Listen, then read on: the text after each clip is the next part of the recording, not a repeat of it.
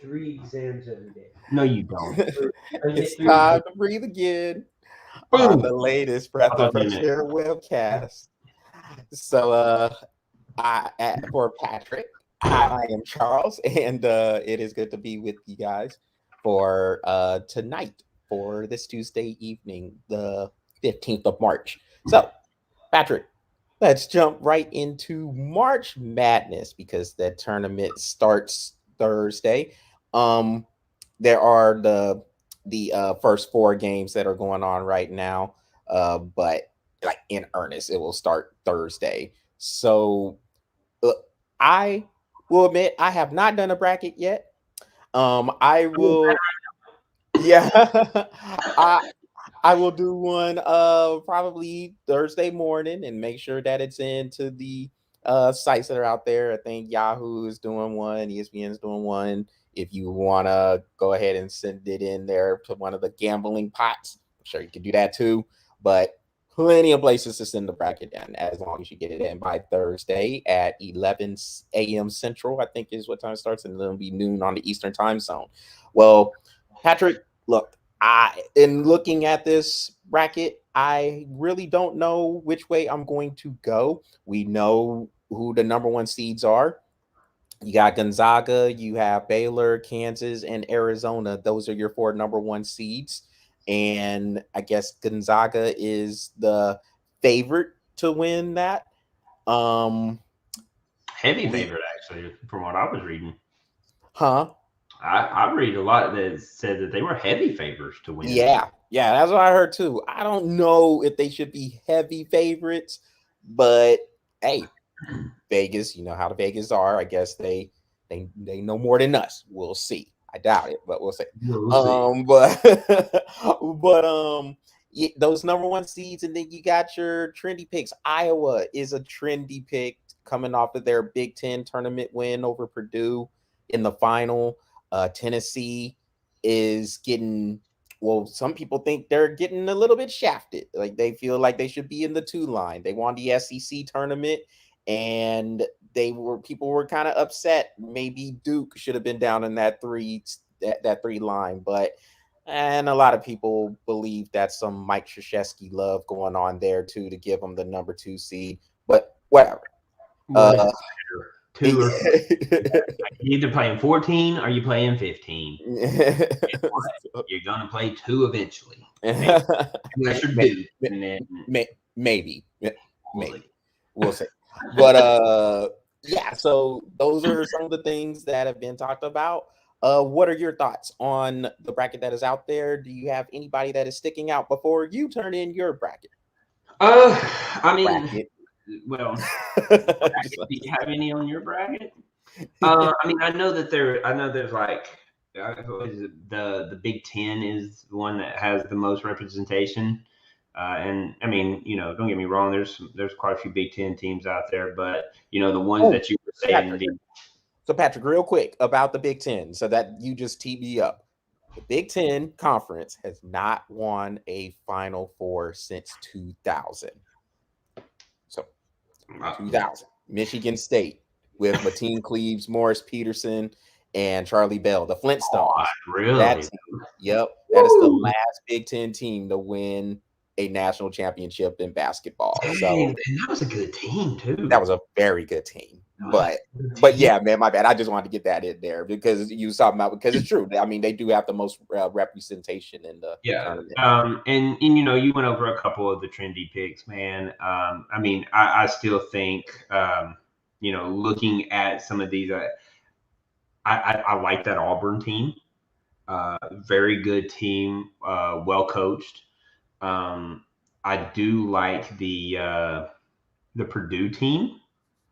Very good team. And we know, and we talk about this every year. Every single year when this time comes around, it's just like hockey. Good guard play can carry you through this tournament. And those 2 teams have very good guard play. And then there was one other team. Oh, which one was it?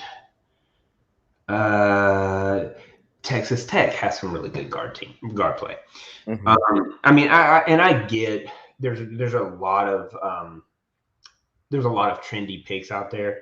But man, let me tell you, this is a stout bracket. This is a very stout bracket. I mean, I can see. I don't predict it happen. I mean, I'm sitting here looking at it, and I don't predict it happen. But I mean, Delaware could put something on Villanova. You know, I mean, they could. I don't see it happening, but they could. It's just I'm just sitting here looking at this with the way the bracket has just like kind of laid out. A good game, Arkansas versus Vermont. That's a good game. It really is, and I mean, even though Vermont is a 13 seed in the West, it does not change the fact that is going to be a good game. And Arkansas, looking at what they're having to go against, let's just say Arkansas does beat Vermont. They're either going to get UConn or New Mexico State, which is another hard game for them. You know what I mean? So, I mean, and it all boils down to what your path is going to see, who's going to have the easier path. I really don't think there's an easy path in this one. I mean, you're going to see a lot of the higher seeds win their games, but I mean, another good game. This is going to be a really good game. Ohio State versus Loyola. Yeah, Loyola Chicago. That's going to be a good game. Loyola always shows up, man. I mean, they are a consistent 7th, 8th, 9th, 10th seed, but man, I would pick Loyola to win that one, honestly. Like I'm pretty confident with that one. I want Loyola to win that, and truthfully, I mean, I'm just sitting here looking at it and looking at the line. I mean, even with that, I mean, I mean, Ohio State is probably more of the favor to win that game, but man, Loyola, I might go with them. I mean, they're just that. I think they're that good of a team, but the best part about that team is they're very consistent, and that's just talking about the West and the South. So I'm gonna move down to the Midwest and East real quick. You know, another good team, another good game. Texas, Virginia Tech. That's going to be a good one. Ohio, Iowa, and Richmond. That's going to be a good one. Wisconsin and Colgate is going to be a good one. You know, so there's a lot of good games out there. I mean, that USC Miami is going to probably be a good game too. So, I mean, I look up and down these brackets, man. There's a lot of good games. There's a lot of. I mean, I can see the potential for several upsets. So I'm looking forward to it. I'll have my bracket in probably sometime tomorrow and be ready to go and see where it goes. Yeah, I'm with you on that. I'm just gonna go and see where it goes. Like just how I feel about the matchups. I don't really have any type of favorite. It's already been a crazy college basketball season anyway. You saw what happened in the conference tournaments. I mean, Texas A&M, they made the final of the SEC, got beat by Tennessee though, and weren't able to get in there. But it's just kind of typical. I mean, they were on that first four outline, and I mean, a lot of people thought maybe they should have been in, especially with the run they went on, beating Auburn and Arkansas before they got beat by Tennessee. But you mentioned the good guard play, and you also mentioned Villanova. That's the team that kind of sticks out to me. Villanova is just always tough. They're always tough and gritty, and they find a way to just get it done, to get the most out of those people. And you mentioned good guard play, which is very, very important, of course, when it comes to these tournaments, and it can carry you really, really far. Coaching is another one, man. There's not too many better than Jay Wright. And I mean, there's great coaches in the tournament, and there always are. And you just kind of you expect those teams to just kind of show up because of the coaching. Like whatever they might lack, the coaching might make up for it just with simple adjustments, offensive, defensive execution. It's great in that one-on-one scenario. UCLA is another team that it can get in there, be sneaky too. Now, they've been kind of under the radar, but they had a good amount of their people return from the team that went to the Final Four last year. Yeah, so they're capable of making a run. I mean, there's a lot of teams that can make a run, man. And they're going against Akron? Yeah. I mean, it's gonna be really. This is gonna be a really fun tournament. Like I said, I know Vegas has Gonzaga as the like you said, overwhelming favorite, and I'm not sure they should be overwhelming. Not with Favorite, the yeah, ones and cool. twos out there, man. Yeah, Not with the ones favorite. and twos. I actually like Arizona more, to be honest, than I do Gonzaga. Arizona is good. It's a deep team. Arizona is good. I mean, when I say Villanova, man, I'm a huge fan of this Villanova going deep. I really am. I like Villanova. I like Arizona. I like Auburn. I do. I'm not really huge. I'm not really huge on Kentucky. I think Tennessee might play pretty well, but I mean, I like Auburn, and they're a good team. Yeah, Tennessee to me. When we were talking about the seeding, and I know maybe it's not too much of a difference between the 2 line and the 3 line, but I think Tennessee definitely has a legit argument to be in that 2 line over both Kentucky and Duke. They beat Kentucky. They beat Kentucky in the tournament, and they split with them in the regular season. So I don't know. I feel like Tennessee. If you want to go into the whole who got shafted a little bit, I think Tennessee is probably that team that kind of got shafted.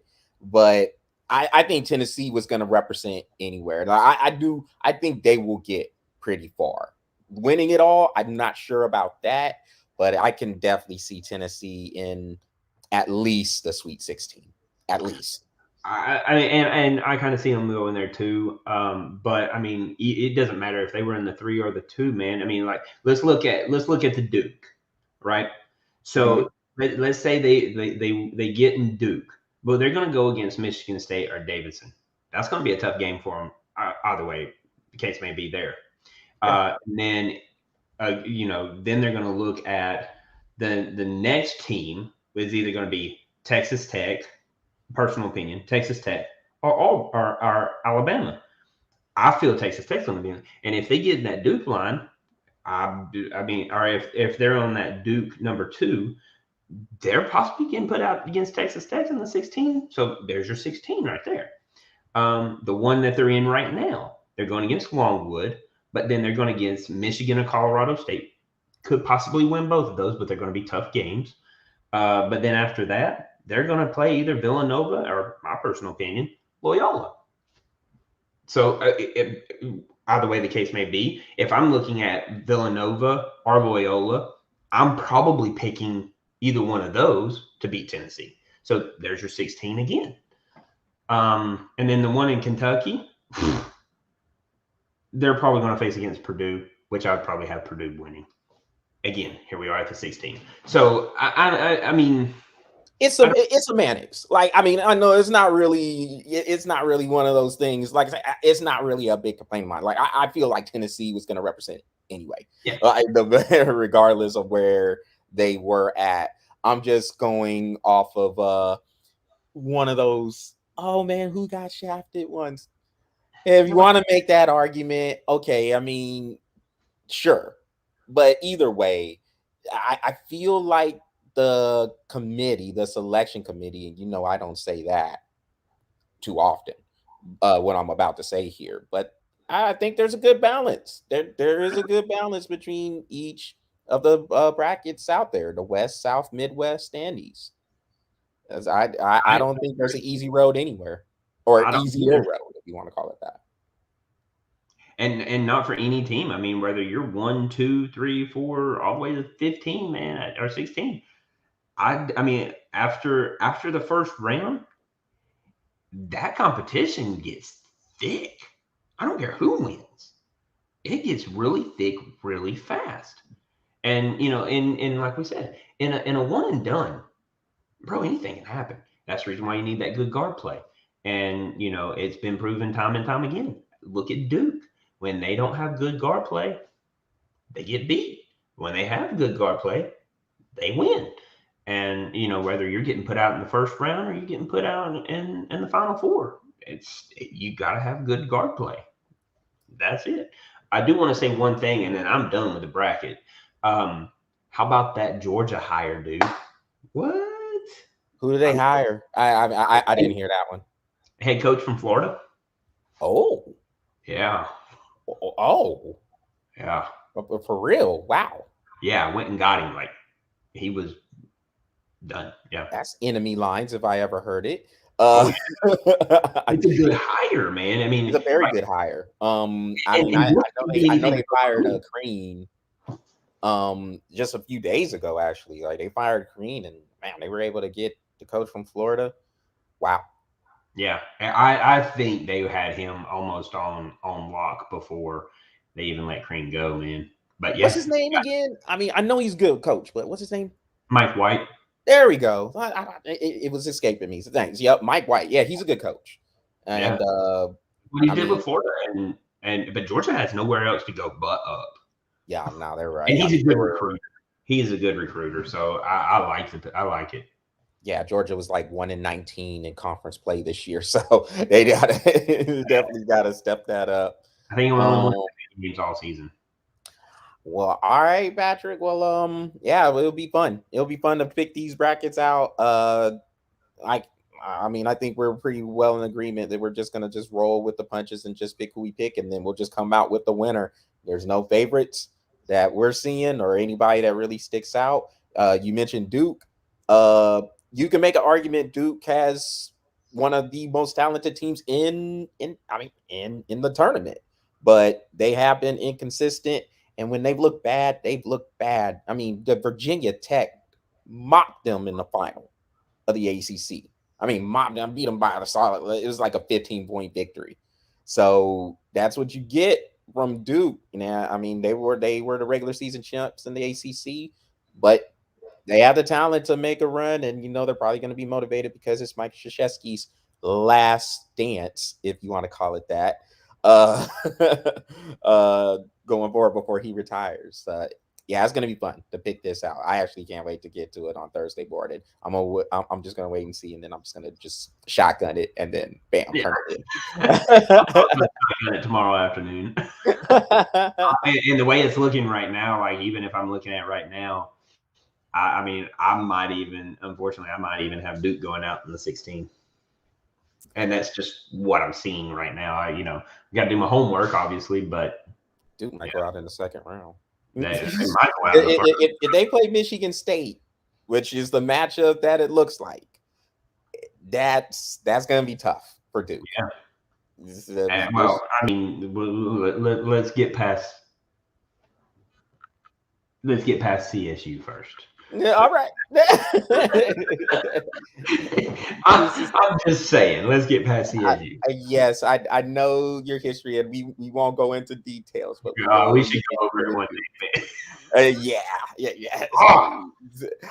Well, Patrick, look, I'm pretty sure, just like we didn't have too much to say about Aaron Rodgers last week and him staying in Green Bay, pretty sure we won't have too much to say about this either with Tom Brady, because, well, we both thought that he wasn't retired, and he stayed retired for 5 minutes, and now he is coming back to play. Now, people are over here trying to treat it like, oh, what is he, Brett Favre now? No, he is not Brett Favre. Brett Favre retired 5 times before coming back each time.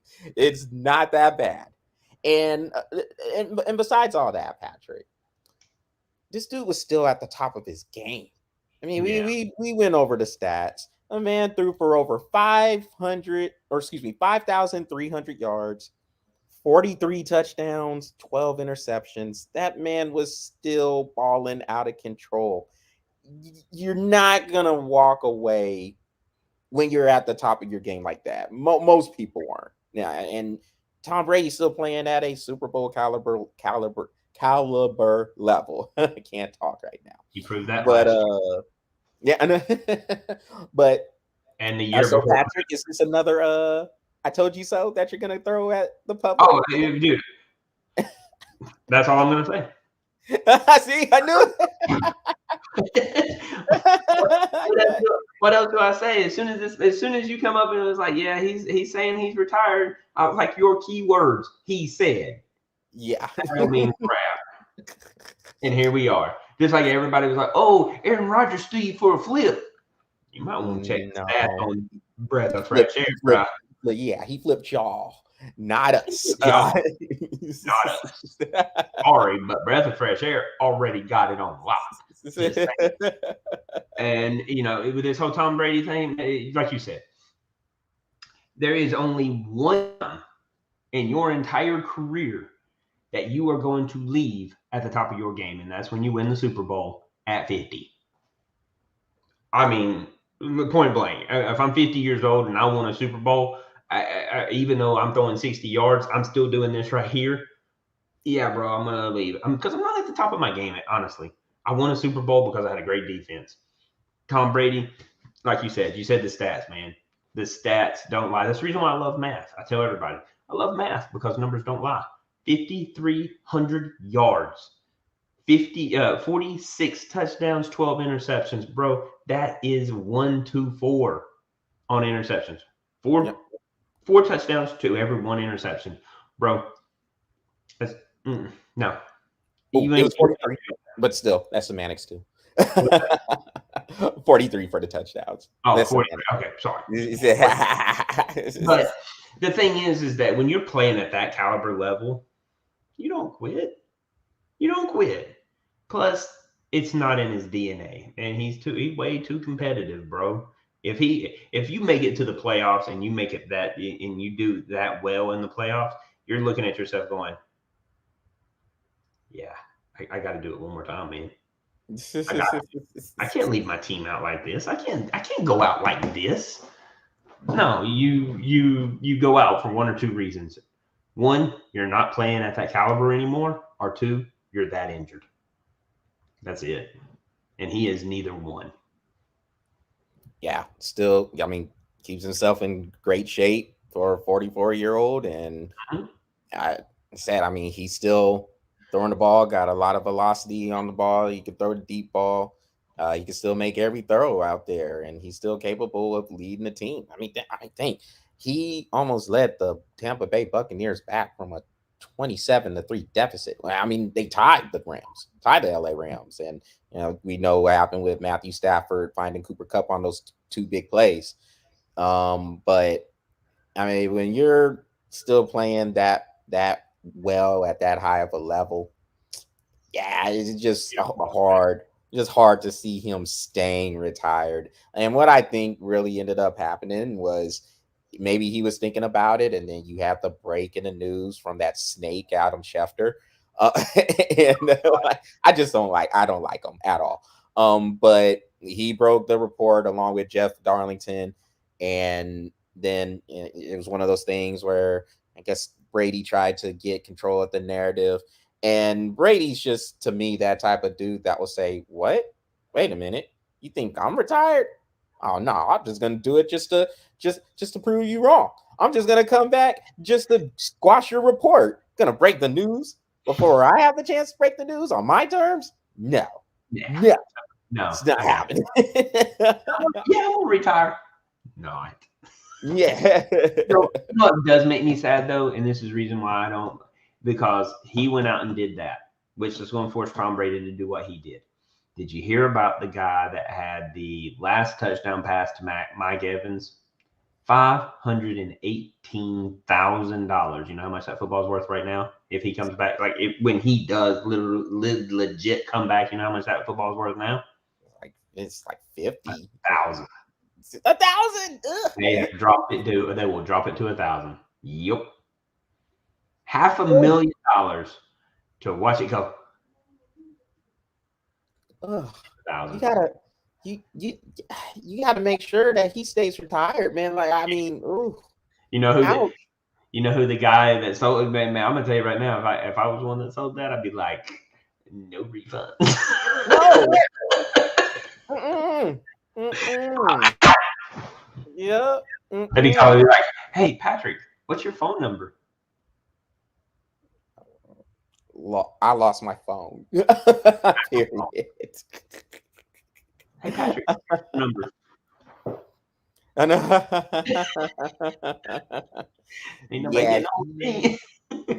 He got, man, you talk about great time. Well, okay, depending on what side you're on. Great timing for the dude who sold that, and horrible timing for the person who paid that money for it. Or actually, yeah. It's just Man. ouch, ouch, ouch, ouch. Like, you Man. know what? He can My heart actually hurt go for that out. dude too. He could go out right now and just start playing catch with the ball. What I would do. It would be like the Sandlot. Remember when they had the Babe Ruth? Yeah. Jackpot. Go ahead and play. Hey, son, you want to go and throw a $500,000 football that's worth $1,000? Sure, Dad. Right in the mud. My goodness. Well, Patrick. Oh, well, hey, I guess this is another. Hey, I told you so moment.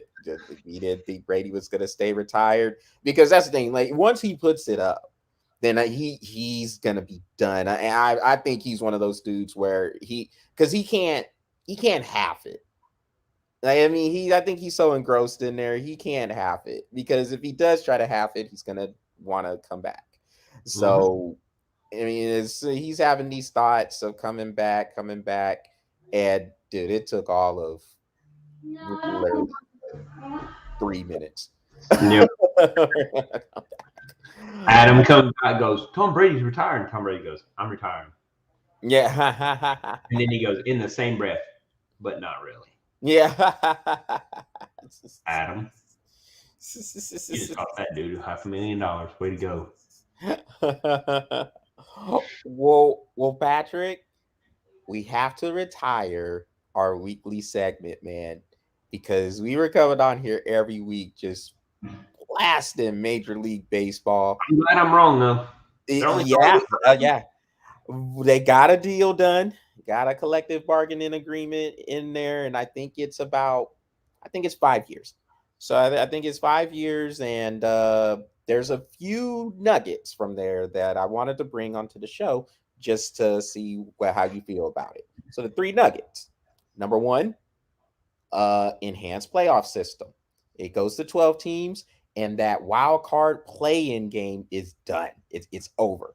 It's gone. We're going to 3 series or 3-game series for your wild cards now, and then keep the 5 games for the divisional series, and then and then 7 for the championship series and the World Series. It goes to the old NFL format, so your top 2 teams get buys. Your top 2 division winners get buys, and then the 3 plays to 6, 4 plays to 5, 3 game sets, best of 3. So that's one. The second one is the universal DH. There will be a universal DH now, so no longer are pitchers required to hit in the National League. You got a universal DH everywhere you go. And then the third one is the shift is going to be gone. I think they're going to keep the shift in this year, but next year I guess the shift is going to be gone. So those are the 3 nuggets. Let's start with the shift. Because look, I don't agree with this. Now, a lot of people hate the shift. They just cannot stand the shift. To me, it's one of the biggest parts of strategy you have, one of the few things that strategy is involved in when it comes to baseball these days. Because we know the deal. It's home runs, it's strikeouts, and walks, occasional walks. Oh, and another thing about that, they're talking about bigger bases now to try to increase stolen bases. But to me, that's stupid too, because stolen bases, that's a desire. Like, that's something that you really can't, to me, you can't really legislate that. They're like, either you want to steal the base or you don't. To me, it's simply put. And then if you go try to steal the base, when you got this thumper hitter up there who's either going to hit 50 home runs or strike out millions and millions of times, then we're going to get on you for it. So whatever, that's kind of garbage to me too.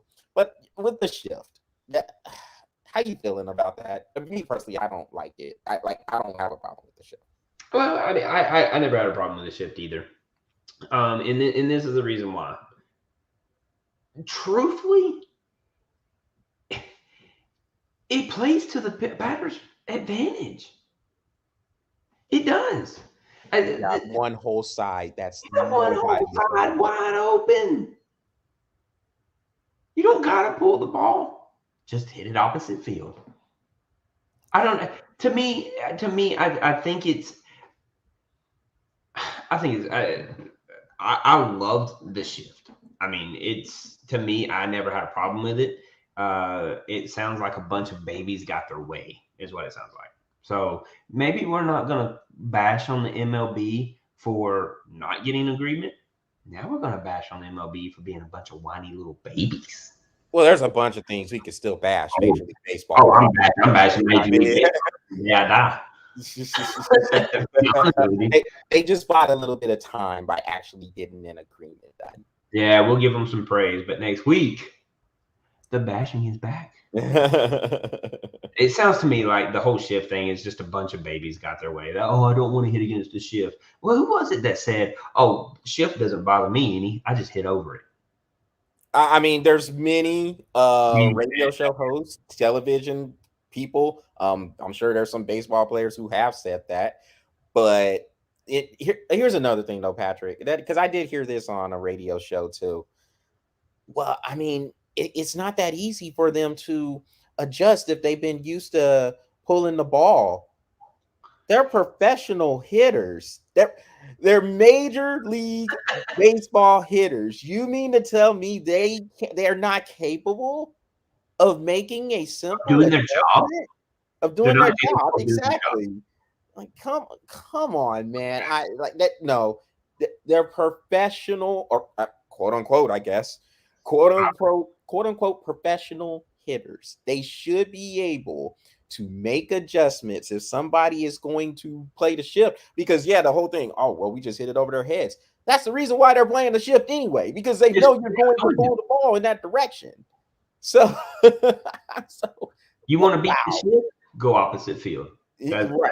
Simple as that. I don't think I think that the shift was a vital part. And like I said, I just think it plays to the batter's advantage. If somebody wants to put the shift on me, that's fantastic.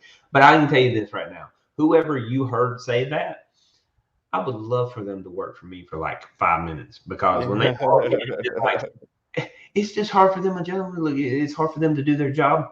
Well, guess what? It's hard for you to do your job without a job. You're fired. Get out of my office. Why? Because you're fired. Yeah, I mean, that's a universal stance. I mean, I've heard it on a lot of platforms. I heard it on CBS. I've heard it on Fox. I've heard it on ESPN. I've heard it on these platforms who are like, anybody who's against the shift, that's what they're using to justify it. And I said, they're professional hitters. Professional, Major League. This is the show. Isn't that what Major League Baseball is called? The show. They have a video game that's called MLB The Show. So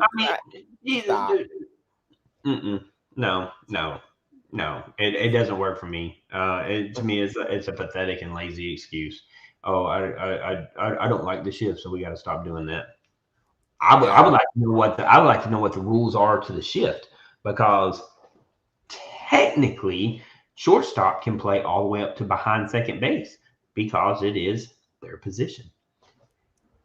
So if I'm shortstop facing the batter this way, I can play all the way up to second base to my left. Second base, I can play all the way up to second base. So I'd like to know what the rules are to the no shift thing, because that doesn't make any sense. Yeah, I'm not feeling it. Like, I didn't have any problem with it. I felt like there was a little bit of strategy actually involved. I mean, instead of just letting analytics coach for you, whatever. Here's the net. You know what? At least we got the playoff extended. Yeah. Here's the next topic, though, Patrick. So the universal DH. Now, you're a National League guy, being an Atlanta Braves fan. How do you feel about that one? I'm not a huge fan of it. I mean, I like the variances of, if you're walking into a National League stadium, your pitcher your pitcher hits. And if you walk into an American League stadium, you get a DH. I liked it. I like it the fact that it forces teams to come out of what their comfort zone is. To me, this just sounds like an easy lineup. Now it's harder on the pitcher. And basically what this whole point is just to produce runs. I mean, the rules that says that you can't put a shift on. And now DH that is extended throughout the entire league. This is an offense driven league now, and there's no defense. Welcome that's going to be a topic. That's going to be a topic we cover here shortly about everything being driven toward the offense. But this particular one, I don't have a problem with because Patrick, the pitchers aren't hitting. Like I get it, I understand. That they actually do hit one. I mean, that was a game when John Smoltz hit a home run, dude. That was exciting. Yeah, but Patrick, how rare is that? Like that doesn't happen. And then the pitchers, even if they are hitting, they're hitting every fourth or fifth day because of when they start. I mean, like that. When you look at the levels, and I'm not saying the major leagues have to follow this model, but when you look at the levels in high school, pitchers aren't really hitting that much. In college, pitchers aren't really hitting that much. And so now they get in the major leagues and in the National League, if they're picked up by a National League team and they're being asked to hit all of a sudden, and it just looks bad. Like it's a free out. Like I don't think there should be any gimmies. And like I said, you get your pitchers who are like Madison Bumgarner, very good hitting pitcher. Clayton Kershaw, he's another one. He can hit pretty well. But I mean, outside of those guys, maybe they'd luck up into a juicy fastball or something. But it's not. It's just not pretty, man. I feel like in this particular case, the pitcher should not feel like, oh man, I'm pitching against the opposing pitcher. Should be a free out. No. Make them earn every single bit of those outs, even though the designated hitter will probably strike out anyway, because everybody's striking out on a high margin. But well, I mean, now you don't have the shift anymore, so yeah. and we're making bigger bases, and we're probably going to be, before you know it, we're going to be hitting with the what they call them, the fat bats. The fat bat, yeah. Let's get the fat bats in there. Yes. If we're gonna cheat, might as well cheat to all these levels. Let's shorten the outfield to about 150 feet. Well, I mean, they're already playing in a lot of these parks are already Williamsport status. So they're already little league dimensions. I know, right? Court baseball cribs. That's what I'll call it, man. Like the ballparks are juiced. Balls are juiced. The bats are juiced. It's a juiced league. Yeah. I don't. Why not? Oh boy. So now they're juicing the bags. Yeah, no. Let's make the bags fatter so we can encourage stolen. Yeah, let's just juice everything. Let's juice the grass. Why not? Make it thick where they trip over it sometimes. I don't know. Put those sliding gloves while they play outfield. They got the regular glove, and then they got the they can play with those stick thing, the balls that stick to the pads. Hey, I already said, Patrick, I remember we had a phone conversation. You remember last year when they had a sticky gate? They had sticky gate. I said, well, look, if you let them use the sticky gate, because I'm cool with it. Because if you're telling me it gives them more control over the baseball, I'm for it, because I'm not trying to see anybody lose that grip and then the batter get dotted in the face and potentially get killed. Not trying to see that. But if you're going to allow that, let that batter use some pine tar. Have a regulated little bit of pine tar. Or let them get the bats back out, man. Yep. Oh man. One more thing, and I think you and we've already touched on this and we agree with it. The playoff system. I think that's great. 12 teams, it's not too many, Like I feel like when you start to get to 14, 16 teams, then that can get to be too many. That's literally half of your league. But 12 teams with the 3-6 playing each other, 4-5 playing each other, the two teams get a bye, the top two teams get a bye. I kind of like that. I think that's pretty cool. I don't mind it. Yep. I like the fact that there's not a play-in game. That to me is the best move. You get rid of that one game play-in. Let these teams have an opportunity to play. You've been playing series all year long. Like that's the thing. That's where it's different in baseball. And people are like, oh well, I like the one game play in the certain ending of it, and just the tense moments. Yeah, I get all that, and I understand it to a point.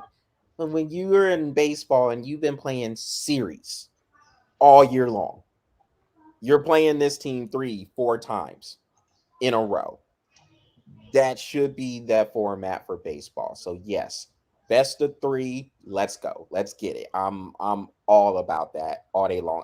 That's something that I really did like about them changing, and it's Major League Baseball evolving a little bit. It's about damn time that they're evolving. It is about damn time. I like it.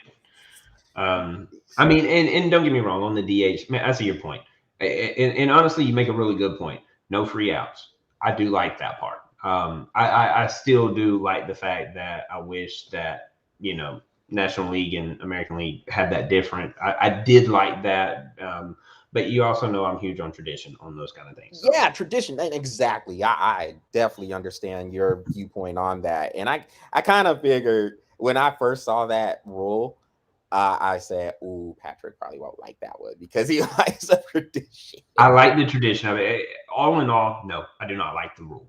Mm-hmm. But you made a good point. No free outs. Force the pitcher to make 9 outs, not 8. And I do like that point. But no, all in all, no, I'm not a huge fan of it. And Patrick, I could even see it if the pitchers were hitting. Like when they're going up through these levels, they're getting some batting practice in there. They're in the lineup. And you do have some cases where pitchers are everyday players. Mm-hmm. They get the ball and then boom. It's my turn. I'm in the 4 or 5 spot. Okay, cool. It just doesn't happen enough to where the pitchers that it stays in. Yeah, that they're getting legit time to hit. And then all of a sudden when they get to a National League team, hey man, yeah, you got to hit. And then even then you're hitting every 4th or 5th day. And so it's just like, yeah, I'm cool with the universal DH. But if they would have stuck with it, I would have been cool with it too, man, because I'm with you too. I'm a traditionalist also, in most cases. You touched on the offense and everything being geared toward the offense. So that's where I wanted to go with this discussion because it is happening everywhere, no matter what the sport is. It's happening everywhere. So the basis of this argument was actually the NBA because we just have dudes just going off, just ridiculously going off when it comes to the scoring. So this all happened since, we'll go back to last Saturday. LeBron James done had 3 or 2, and he done had 2 50-point games. Jason Tatum scored 54 points against the Nets. You've had Trae Young. He had, I think, back-to-back 47 and 46-point games. Steph Curry had, I think, 40 points last night. I think he had 40 points. And also, Karl-Anthony Towns scored 60. He scored 60 points last night against the Spurs. And tonight, I believe Kyrie Irving scored 41 points in the first half. In the first half. Did he just stay on the offensive side of the dang court? You cherry picking, man. Like just what do they call it? Snowbird. 5 down there. Just get me the ball. Yeah, Snowbird. Yeah, Snowbird. He did that one game where Klay Thompson had like 28 points off of 3 dribbles. Yes, yeah, you know. And then Oh, and Kevin Durant the other day, he hit 53 points against the Knicks. In the first 10 minutes. That was insane. Yeah, I mean, that is crazy. And so you're seeing it everywhere. You look at the rules for the NFL, it's glorified 7-on-7 drills a lot of the times now. you can't touch the quarterback. You can barely hit somebody on defense. It is very hard being a defensive player in the NFL now because it's basically glorified 7-on-7 drills. I just touched on the numbers for the NBA, all the guys scoring 40, 50, 60 points. It's glorified scrimmages going on out there now. It's like YMCA games, the pickup games just going on right now all over the place. Like the Timberwolves scored 149 points in regulation. That game where in regulation, where the game where Karl-Anthony Towns hit 60 points. They scored 149 as a team. Ridiculous. You touched on it for baseball. Oh, let's get bigger bases. Let's gear everything else toward the offense. Let's eliminate the shift. And so now that's what you have: home run, strikeouts, walks, and that's it. Basically, what they're going to do is they're going to have a pitcher who's going to underhand it.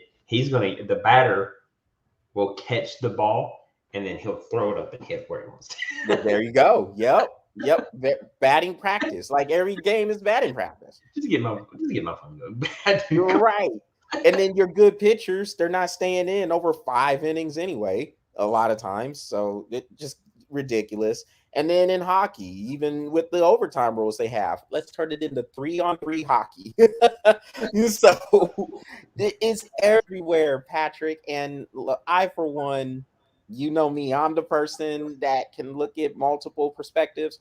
I don't like it, man. I don't like. I like the defense. I remember the days back in the day, and I don't want to sound like the get off my lawn. Grandpa, tell us. Yeah, I don't want to sound like back in my day. I don't want to sound like that. But I did like the days in the NBA, for an example. I like the days where actually scoring over 100 points was a badge of honor. Like you was doing something. And nowadays you're scoring 100 points in less than 3 quarters. Yeah. In some of these games. It's ridiculous. I liked it when defenses were physical, where you can check somebody trying to go to the hoop, thinking that it was going to be a free ride. Yeah. Or in football, when the scores were 17-10, 10-3, those games were exciting. Baseball, 2-1 going into 14 innings, bro. That's baseball.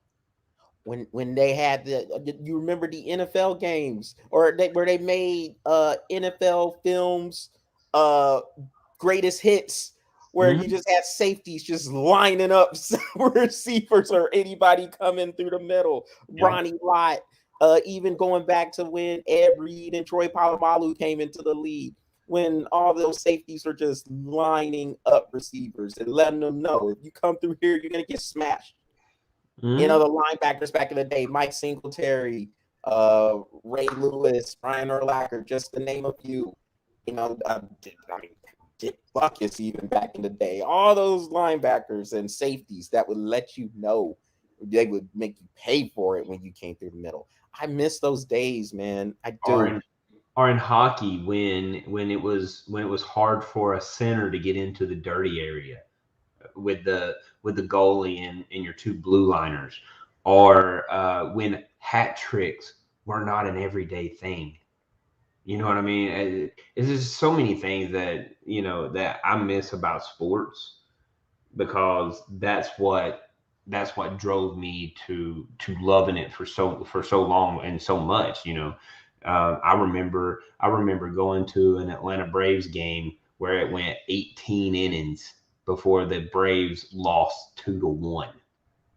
And I remember standing up in the top of the tent going, free baseball, free baseball, free baseball. Because you pay for 9 innings. Here we are. Dude, I just got 2 games for the price of 1. Bro, that was baseball. That's what I love. That's what I miss. Yeah, man. And yeah, I like those. I like those struggles, man. I like those defensive struggles where you're seeing great pitching. Um, you know, pitchers hitting their locations, Mm-hmm. not miss. I mean, just on point. Greg And Maddux. Mm. yeah, dudes like Greg Mm. Maddux, exactly. A professor there on the on the Yeah, mound, and then the hits, the days where Ricky Henderson would just steal a base, no matter who was at the plate.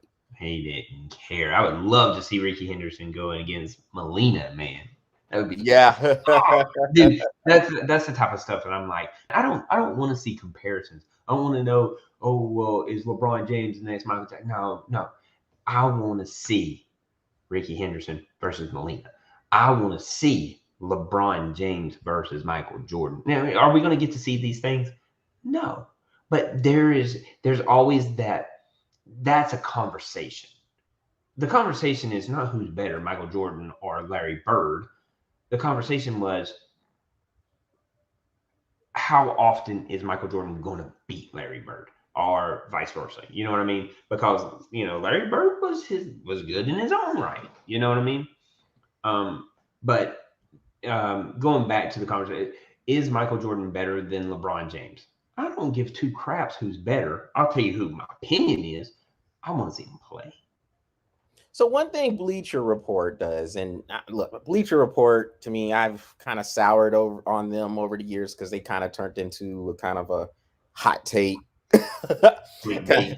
kind of a hot take website. But one thing Bleacher Report does when you're going back to what you were talking about the players and seeing who is good about Prime, they kind of put up this kind of a virtual Prime Durant versus Prime Larry Bird, or uh I forget who else they had.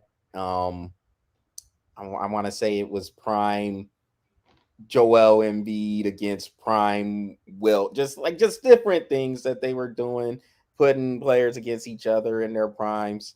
And so I mean I kind of like those. I watched a few of those, and like you said, I'm with you. I have my opinion on who I feel is better.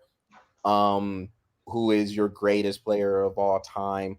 I think you and I are in a unique position because we have seen those guys play. We have actually seen all those guys play live and in color. We saw Magic Johnson and Larry Bird play live and in color when we were little kids. We caught Michael Jordan's career when he had those 2 3-peats with the Chicago Bulls. And we have seen all of LeBron's career. I mean, we can give you and Kobe Bryant's career as well. And so, I mean, I feel like we can give a unique Dominique opinion Wilkins. about it because we have actually seen those guys play at their peaks. All of them, all these people who are being discussed, we have seen them play at their peaks. And I think that's one of those things where you don't really want to take that for granted, man, because we saw that the actual greatness happen Mhm. in our lifetime. And because the group after us, they've seen LeBron, but they needed to see the Last Dance to see how Jordan was. Like that really hammered home just how good Michael Jordan was because they didn't get the chance to see him play. Yeah. Or you got the people And who that are. and that has changed a lot of people's perspective on who is better, Michael It Jordan. really did. I mean, I had a conversation with a kid who was just hands down was the biggest LeBron James fan ever. He's like, he will be the greatest of all time. I was like, just watch the dance. Just watch the Last Dance. Give it an opportunity to see what I saw. He did. He come back to me, bro, and he was like, yo, It's a that dude, bad man. that dude was good. And I was like, you have to understand what he's playing in and what LeBron's playing in. LeBron James is playing in a very finesse league now. Michael Jordan was not. And he still put up numbers that are rivaling what LeBron James has done. And I was like, you have to take those into consideration. And when he came back to me, dude, he was like, yo, That's a bad dude right there. He was bad. He goes, and you got to watch that? And I said, yeah. He goes, in our teenage years. He was good. He's like, hands down, I'd never want the ball in anybody's hands on the last shot than Michael Jordan. I said, now you see what I see. I would. He's the only person. I mean, Magic. I put it in Magic. I like Dominique Wilkins. You know, there's plenty of them out there. I mean, Larry Bird, Charles Larry Barkley, Bird, when they Charles played. Barkley. I mean, the Admiral. Yeah, David Robinson, Hakeem Olajuwon. Yeah, I mean, there's plenty that I would want, but man, I look out that entire league and how everybody has played, even up to today, and I will still tell you, I'll put that ball in Michael Jordan's hands before I put it in anybody else's. Well, all right, Patrick. Well, shoot, man, we're gonna get out. We're gonna get out a little bit early, man. So that was a reminisce episode. Yeah. It's a reminisce episode. Yeah, man. So that will conclude this edition of the Breath of Fresh Air webcast. Y'all make sure y'all visit the Breath of Fresh Air YouTube channel, smash that subscribe button, and keep the likes coming on the Breath of Fresh Air Facebook page. Couple of housekeeping things. So Patrick, if you can give me your bracket and let me know who your winner is going to be. Well, your final four and your winner. And I'm going to post both of them, both yours and mine, on a post Thursday morning. I do plan on having a blog site article coming out. So I'll send you an image of mine or just give you my final four? Yeah, you can just give me the final four picks. Okay. And then I'll go ahead and I'll post them with mine. And because I have an article that I'm working on too. So look for an article from the Breath of Fresh Air blog site. And I will have Patrick's and my picks, or who we think will be in the final four and who we have winning it all.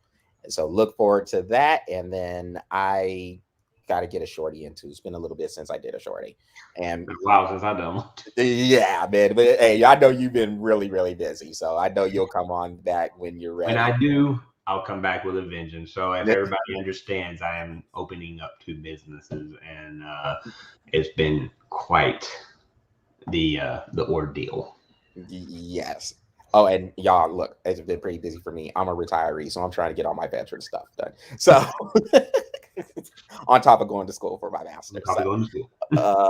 So yeah, but there will be things coming out, so look out for it for the rest of this week. And until then, well, okay, never mind. I'll talk to you guys before March Madness start. But I'll be out. I will be out next week.